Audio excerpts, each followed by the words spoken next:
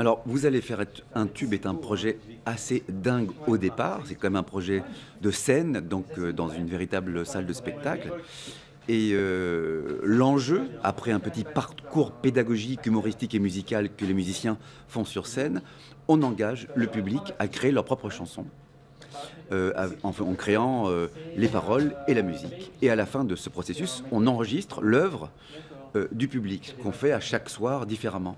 Mais là, l'enjeu est très particulier parce qu'on fait ça pour Arte dans le cadre d'une entreprise et on va le faire en visio. Ça, c'est une grande première. Un spectacle interactif pour 300 personnes en même temps. Donc l'enjeu, il est encore différent et différé parce que l'idée, c'est de toujours faire le parcours pédagogique. On va vous expliquer le rythme, la mélodie, l'harmonie, le texte. Et à un moment donné, c'est à vous. Donnez-nous toutes vos idées. Et ensemble, on va fabriquer une chanson et après, on va l'enregistrer. Donc l'idée, c'est que chacun chez soi va être en mesure de participer, de donner de soi et de chanter à la fin l'œuvre que nous, on compilera. Et on fera une grande mosaïque avec tous les gens d'Arte qui vont chanter en même temps. Donc c'est assez fou, c'est une sorte de 2.0 de la version initiale. Et donc l'enjeu est encore plus dingue, encore plus intéressant. On pense que c'est presque un plus par rapport à la version spectacle, parce que c'est une version étonnamment participative. Les gens sont chez eux, ils reçoivent dans leurs oreilles la présence d'un orchestre complet qui est à leur service en même temps.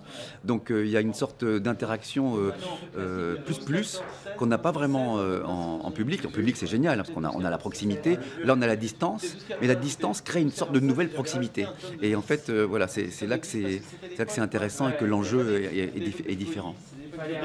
Ce qui est incroyable dans cette aventure, c'est que on a créé un spectacle qu'on a joué au Théâtre de la Reine Blanche à Paris,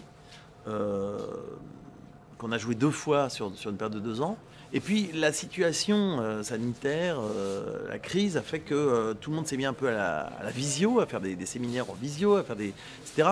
Et puis on s'est aperçu que on a eu une demande d'Arte de faire cet événement.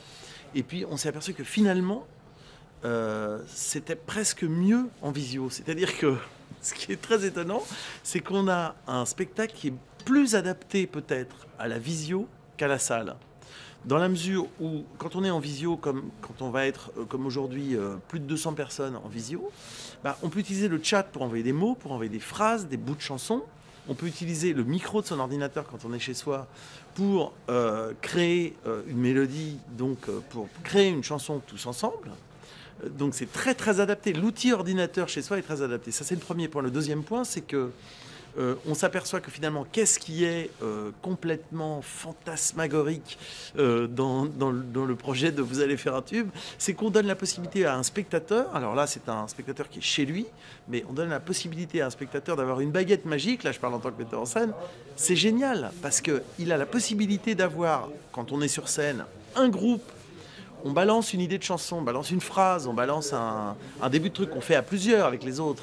Et puis, en temps réel, on a un groupe qui est sur scène, qui prend la mélodie, qui va faire un arrangement, qui va jouer le morceau, on va l'enregistrer directement avec lui. On se retrouve avec le pouvoir magique d'avoir un orchestre pour soi qui joue avec un super son et tout, c'est des super musiciens et ils jouent le truc, tout ça en un éclair. Ça, c'est une baguette magique, c'est un effet magique.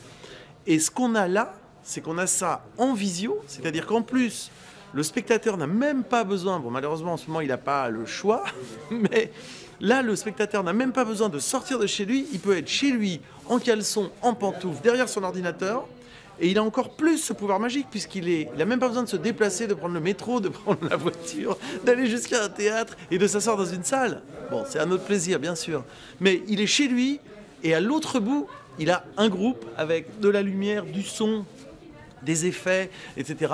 et avec qui il peut faire une chanson. Donc en fait, on a presque prolongé le pouvoir magique, la baguette magique qu'avait le spectateur, on la prolonge et on l'amplifie avec la visio. Et c'est pour ça que c'est une aventure absolument unique au monde, une première mondiale, en tout cas pour nous. On va voir comment ça va se passer. Et c'est vrai que c'est très très excitant parce que en fait, la contrainte nous a obligés à faire quelque chose qui finalement s'avère être encore plus jubilatoire.